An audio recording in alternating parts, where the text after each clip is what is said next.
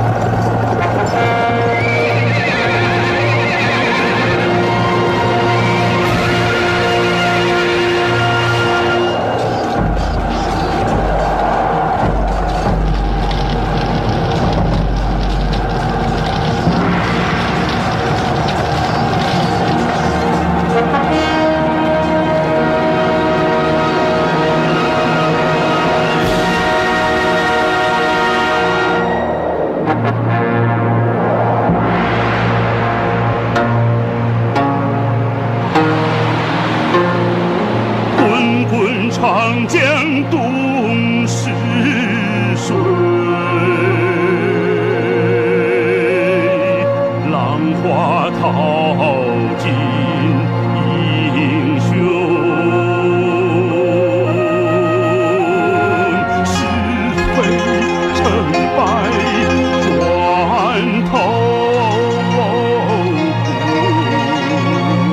青山依旧在。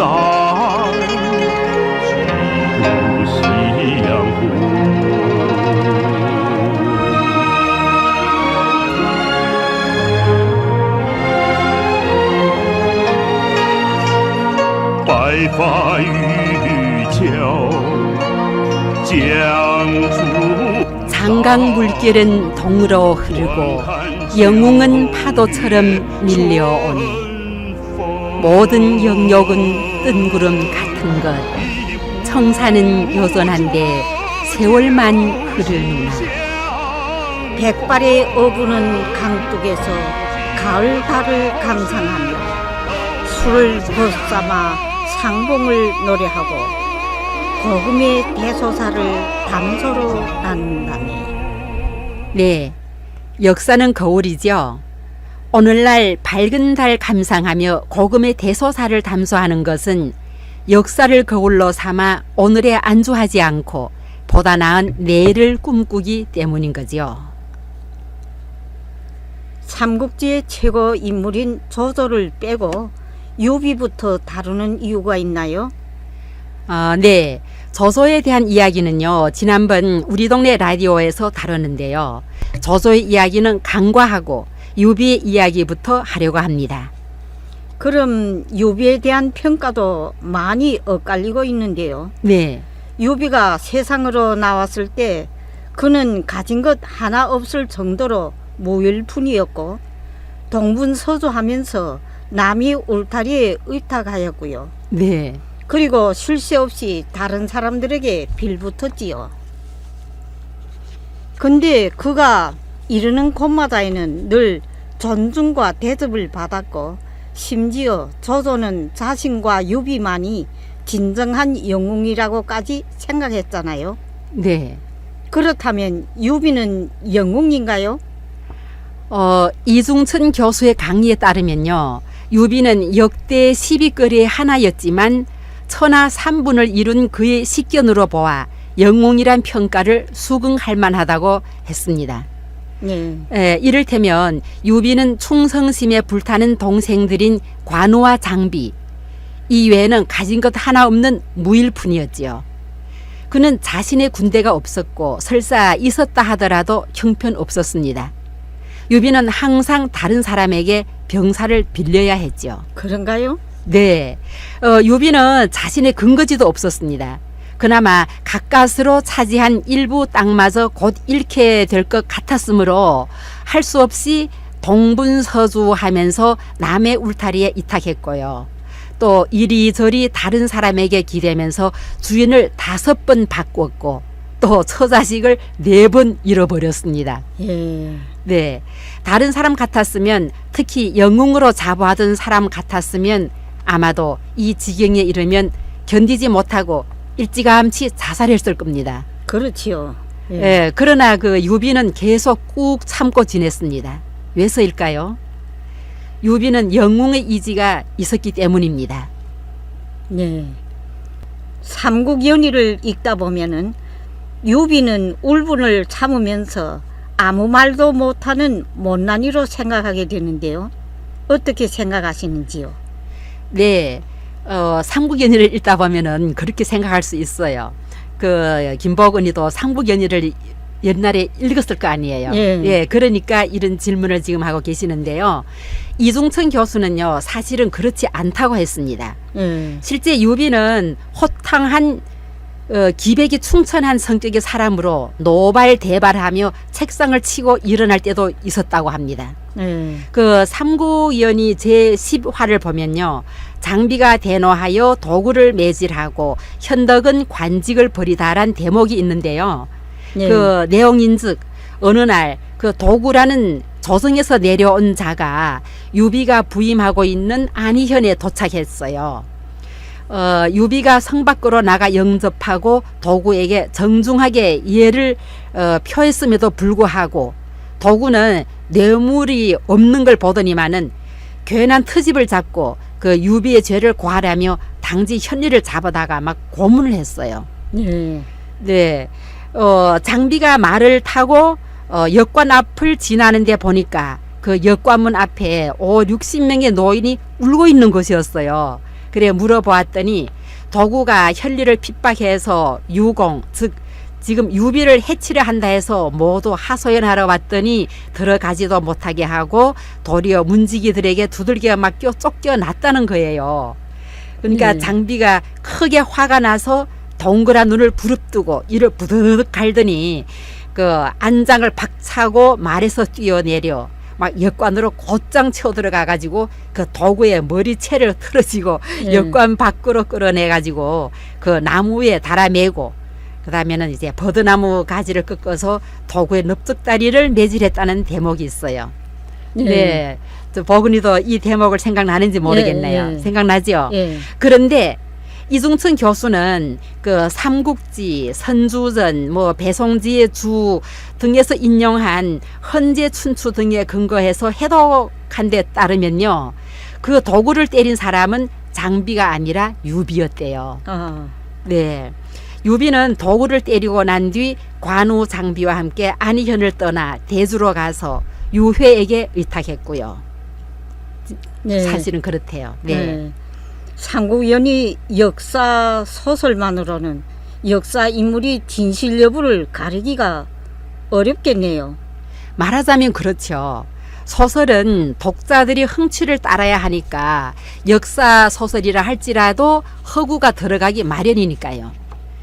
그 이중천 교수의 강의에 따르면요. 유비는 세력이 작고 처지가 어려워서 항상 남에게 의지했기 때문에 조조처럼 세상을 보고 웃으면서 거만을 떨 수가 없었다고 합니다. 네, 그렇네요. 네, 또 성격적인 원인 내지 투쟁의 필요성 때문에 유비는 침묵하고 감정을 얼굴에 드러내지 않았고요. 네, 또 조조처럼 그렇게 장광설을 늘어놓고 막 득이 막 양양해가지고 제멋대로 영웅의 모습을 드러내지도 않은 겁니다. 네.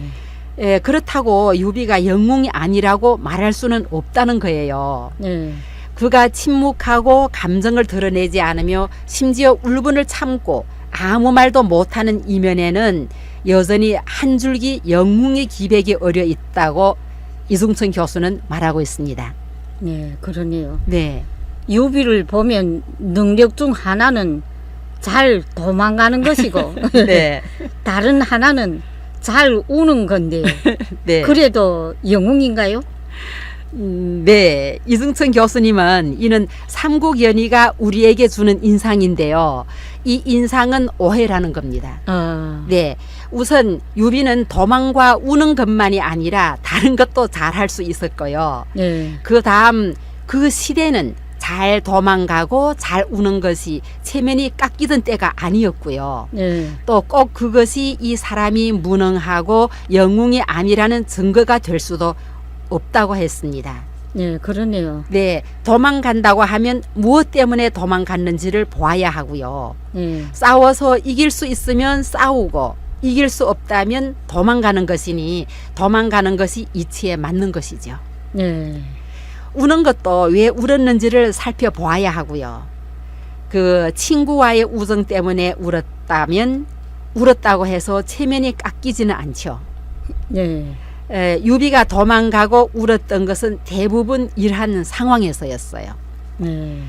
물론 조조와 비교해서 말한다면 유비는 더 많이 도망 다녔고 더 많이 울었죠.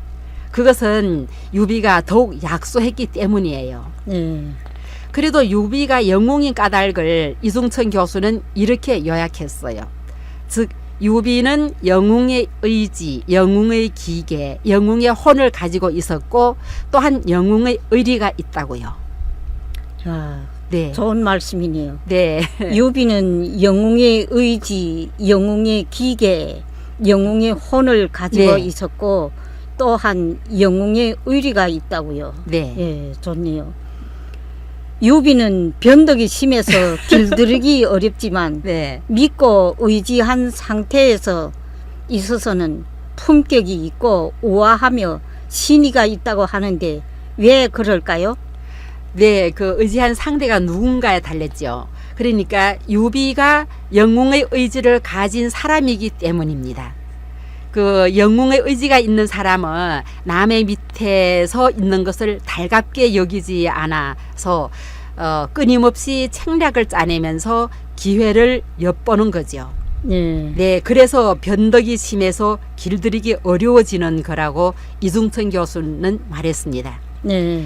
예, 마찬가지로 영웅의 의지를 가지고 있으면 반드시 동지들을 단결해서 역량을 응집할 것이므로 반드시 또 품격 있고 우아하며 신의가 있을 겁니다. 한 가지 예를 들자면 관우와 장비는 모두 당시 최고의 인재이죠. 그렇다면 유비는요? 그는 그 점이 궁금하네요. 네, 예. 그는 가진 것 하나 없고 반평생 이룬 것 하나 없었으며 또 매우 오랜 시간 동안 거의 어떤 희망도 볼 수 없었습니다. 네. 그러나 이 두 사람은 오히려 목숨을 걸고 그를 따랐고, 그러니까 관우와 장비가 목숨을 걸고 유비를 따랐다는 거예요.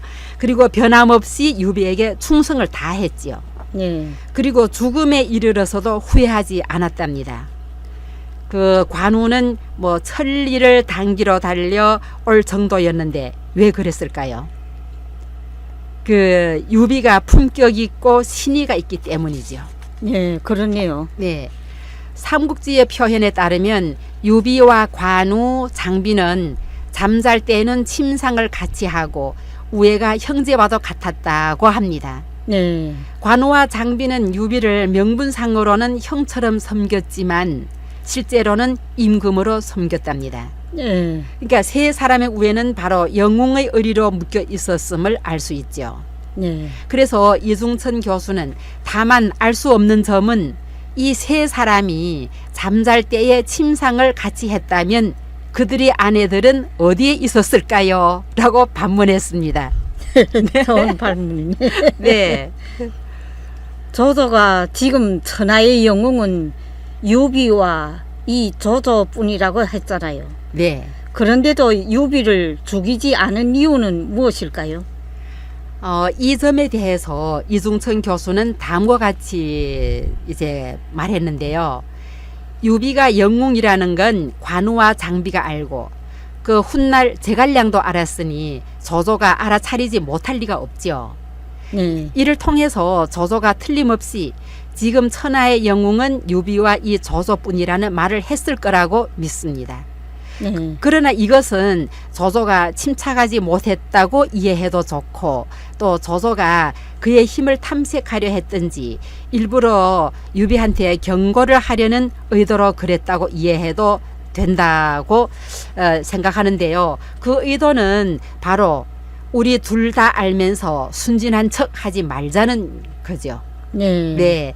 유비도 더 이상 그렇지 않은 척 하지 못하게 되자 기회를 봐서 주행랑을 놓습니다. 네. 네.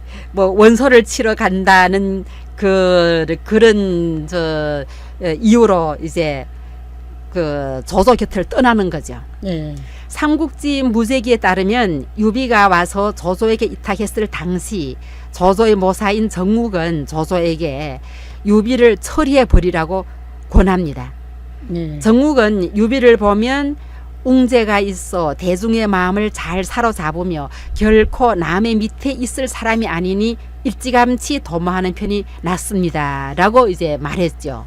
네, 정말 그렇네요. 네. 그러자 조조는 바야흐로 지금은 영웅을 모을 때이지 한 사람을 죽여서 천하의 마음을 잃을 때가 아니니 죽이는 것은 불가하다고 대답합니다. 그리고 또 하나의 상황은 조조가 유비한테 그 영웅의 의지, 영웅의 기계, 영웅의 일의가 있음을 보았지만 유비가 힘을 발휘할 기반이 없음을 분명하게 알았다는 것이에요. 왜냐하면 그러네요. 예. 그때는 유비가 무일푼한 상태였잖아요. 아무것도 없잖아요. 예. 그러니까 힘을 발휘할 기반이 없는 영웅은 진정한 영웅이라고 볼 수 없기 때문에 지나치게 그를 대비할 필요가 없으니 뭐 정당한 명분이 생길 때까지 기다려서 그때 다시 유비를 처리하는 편이 낫다고 생각했기 때문일 거라고 했습니다. 예, 그러네요. 네, 조조는 이런 원인 때문에 실수로 유비를 풀어주었을지 모릅니다. 예. 그러자 유비는 바다로 돌아간 용이자 산으로 돌아간 호랑이가 되어서 끝내 기사회생하게 되었지요. 예. 유비 자신조차도 생각 못했던 위대한 정치가 한 명이 그 산속에서 나와 유비의 총참모장이 되어서 유비는 근거지를 소유하게 되었고 또 기반도 점점 커져서 결국에는 조조, 송권과 정족지세를 형성하게 되었지요. 참 잘 됐네요. 네, 유비를 보필해서 정족지세를 이룬 그 위대한 정치가가 제갈량인가요? 네, 맞아요. 그 위대한 정치가가 바로 우리 모두가 알고 있는 제갈량입니다. 제갈량은 말할 것도 없이 중국 역사상 보기 힘든 걸출한 정치가인데요. 예. 그가 세상으로 나오자 그 운명의 저울은 유비를 향해 기울기 시작합니다.